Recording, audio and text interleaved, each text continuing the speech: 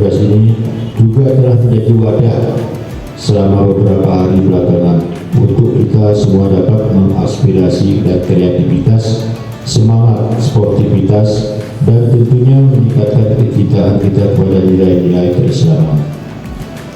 Dalam setiap momentum seperti ini terdapat pelajaran berharga yang dapat kita petik. Ramadan sebagai bulan yang penuh berkah telah mengajarkan kita tentang kesabaran, keikhlasan, dan kepedulian terhadap sesama.